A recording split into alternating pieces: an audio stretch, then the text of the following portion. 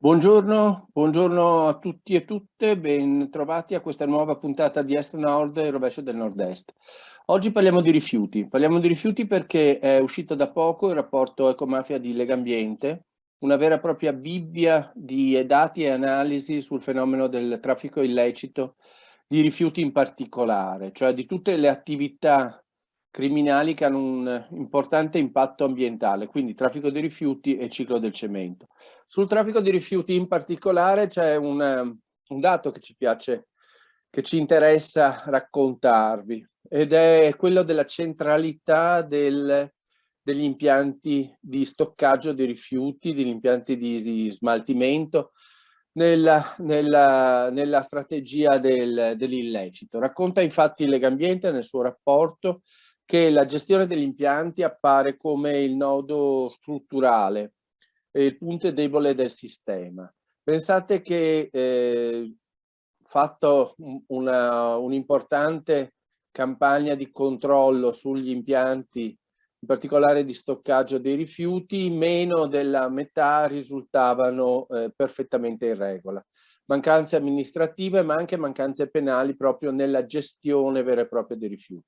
Cioè abbiamo a che fare con un traffico che si nasconde nelle maglie della legge, adotta tutta una serie di strategie per poter lucrare sul traffico illecito di rifiuti. Si guadagna facendo questo tipo di lavoro? Sì, si guadagna molto. Lo apprendiamo ad esempio da un'inchiesta avvenuta in Veneto nel settembre dell'anno scorso. Parliamo di 22.000 tonnellate di rifiuti plastici che sono stati trattati illegalmente. Parliamo di circa 2 milioni di euro che sono stati dirottati all'estero in conti schermati. Questo è un fenomeno che per quanto riguarda il Veneto non è un fenomeno episodico, ce lo raccontano le fonti investigative, è un fenomeno strutturale, abbastanza sistematico. L'identikit dell'impianto della società che opera in questo modo è una società di medie dimensioni, che ha formalmente tutte le autorizzazioni, ma che in realtà opera al di là delle autorizzazioni formali, trattando altri tipi di rifiuti, miscelandoli,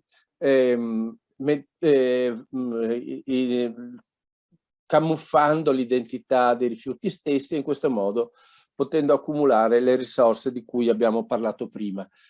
Come contrastare questo fenomeno?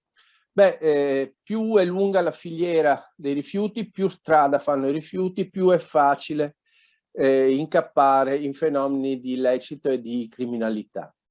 Il nodo vero è quello di avvicinare il più possibile il momento della produzione dei rifiuti con il loro trattamento.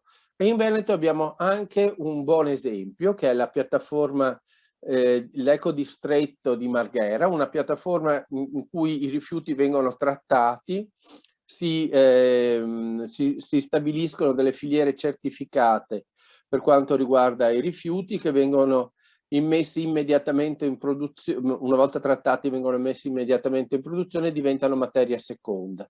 E quindi un ciclo virtuoso dei rifiuti che appunto dal luogo della produzione, che è la provincia di Venezia, vengono trattati nello stesso contesto e vengono avviati alla loro gestione.